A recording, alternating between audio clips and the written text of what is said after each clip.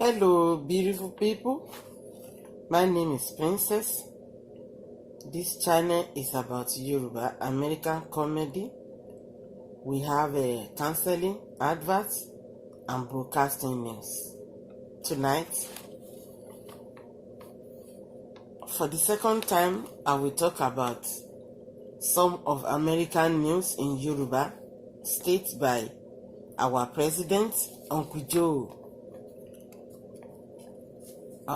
That is President of America.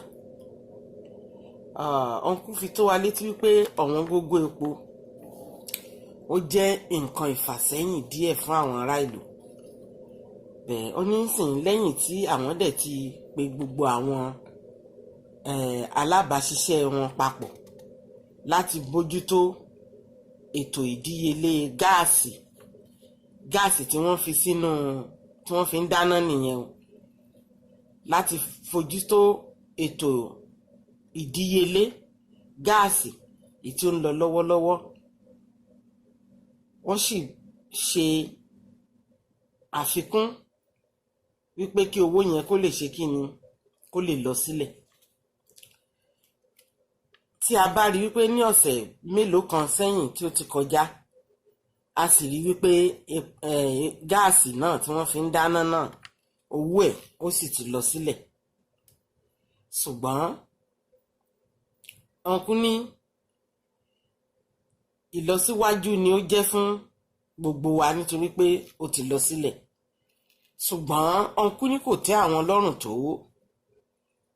wípé owó gáàsì náà ó gbọ́dọ̀ lọ sílẹ̀ dáadáa jù bẹ́yẹn lọ.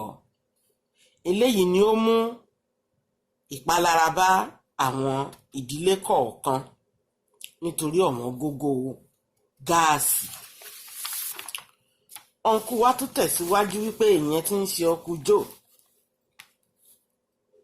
Wọ́n ní àwọn olùdarí ìṣàkóso gáàsì tí ó ní ìdíyelé wọ̀nyí ó tún gbọ́dọ̀ tún lọ sílẹ̀ sí jù bẹ́ẹ̀ lọ. Ó mú wọn kí gbogbo wọn kàn jọ ṣe àjọrò lórí ẹ̀ láti gbọ́rọ̀ sí ọ̀nkú wa lẹ́nu, wọ́n sì mú wálẹ̀. Ọ̀nkú ní àwọn fi ètò sí alábòjútó lágbára sí gbogbo ibùsọ̀ tí wọ́n ti ń ta ilé epo, tí wọ́n ti ń ta epo gáàsì. Wọ́n sì rí wípé kó túbọ̀ tún lọ sílẹ̀ jù bẹ́yẹn lọ. Nítorí gbogbo eléyìí ó jẹ́ pàtàkì àti wípé ó ká ọ̀nkú wa lára kí ó lè jẹ́ ìtẹ́lọ́rùn àti ìrọ̀rùn fún gbogbo aráàlú láti lo gáàsì tí wọ́n fi ń dáná. Ṣé rí pé ọ̀nkú try gan?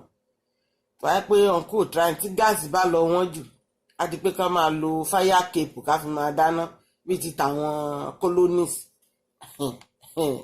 láyé ìgbà yẹn. Bẹ́ẹ̀ kò dẹrùn, kò sẹ́ni tó lè lo fire cape náà kó fi dáná. So ẹ jẹ́ á dúpẹ́ lọ́wọ́ ọ̀nkú. Ọ̀nkú tún tẹ̀síwájú sí i, wọ́n tún lọ sọ nípa ti epo tí wọ́n ń dà sínú mọ́tò yìí tí ń ṣe pẹtiróòlù, wípé ìyẹn náà tún gbọ́dọ̀ ṣe kíni ó gbọ́dọ̀ lọ sílẹ̀ dáadáa kó lè jẹ́ ìrọ̀rùn fún gbogbo wa. Uncle Joe sọ wípé ó rọrùn nígbà tí ìdíyelé epo pẹtiróòlù bá wá sílẹ̀ kí a sì fi ojú wa rí lára ẹ̀rọ tí wọ́n fi ń ta epo, ìyẹn tí ń ṣe ẹ̀rọ epo tí ń tú epo sínú mọ́tò wa, ká rí wípé ó ti lọ sílẹ̀ dáadáa. Ọ̀nkú ní ó yẹ kí a fi ojú wa rí kínú wa kó lè ṣe kíni kí ó lè dùn wípé ó ti bá wa lára mu. Ṣùgbọ́n kàkà bẹ́ẹ̀ o, kàkà kí ewé àgbọn rọ̀ o, nkekoko ló tún ń le sí o. Ṣùgbọ́n báyìí agbẹnusọ àti àwọn alátùtà ń ṣe àwọn ìgbàsílẹ̀ ní ìràpadà ní títóbi jùlọ tí àwọn ará Amẹ́ríkà wọn ò gbà ìtẹ́wọ́gbà yìí rárá. Ńṣe ni ipò yìí tó tún ní ìdíyelé sí o. Kò tẹ́ àwọn ará ìlú rárá o, pẹ̀lú gbogbo akitiyan tí bàbá pírẹsidẹ́ǹtì tí wọ́n ń ṣe wípé kí epo èkó ṣe kíni àti gáàsì kó lè lọ sílẹ̀. Ṣé tẹ́kọ̀ ò bá lọ sílẹ̀ mọ́ sìn kí la fẹ́ máa lò? Ṣé bóòtù látún máa lò bíi títa àwọn colonies? Ẹ rí pé òun kún try wọn láti ṣe akitiyan pé kí méjèèjì kó lọ sílẹ̀. Torí tí gáàsì bá lọlẹ̀, àwọn tí wọ́n rẹ́ǹtì ilé owó wọn ò ní lọ sókè. Àwọn tí wọ́n tán nílé ara wọn fúnra wọn, bíìlì wọn á mọ níwọ̀nba, torí tán bá san owó omi, tí wọ́n san owó iná, tí wọ́n bá tún wá san owó gáàsì tíyẹn tún lọ sókè, á ti lọ pọ̀ jù. So ètò tó dára ni Uncle Joe gbé sílẹ̀ fún wa láti mú gbogbo ẹ̀ pé kó lọ sílẹ̀ dáadáa. Tí epo bá ti lọ wọ́n jù, àwọn tí wọ́n ń lo mọ́tò ọ̀pọ̀lọpọ̀ ló ń gbé mọ́tò lọ síbi iṣẹ́, kò ní lè gbé mọ́tò lọ ibi iṣẹ́ mọ́, á di pé kán máa wọ tírèènì. Àwọn mọ́tò ojú irin fàmí ń fà ọ́ fákàfìkì ìyẹn ló tún kù tí wọ́n máa lò. Wàhálà ńlá ló máa jẹ́, torí ọ̀pọ̀lọpọ̀ ibùsọ̀ ibi tí wọ́n ti ń wọ fákàfìkì yìí ó nasẹ̀ sí ilé wọn tí ó pọ̀ gan ni. Ṣùgbọ́n nígbà tó bá ní mọ́tò tiẹ̀ tí epo bá wà tó pọ̀ yanturu fún wa, á jẹ́ ìrọ̀rùn láti lọ sí ilé ibi iṣẹ́ òòjọ́ wa, ká tó padà wá sílé láyọ̀ láti àlàáfíà. Àti fún àwọn ọmọ iléèwé pàápàá, wọ́n á lè tètè máa lọ síbi ẹ̀kọ́ wọn, àti àwọn ọmọ ẹlẹ́kọ̀ọ́ gíga.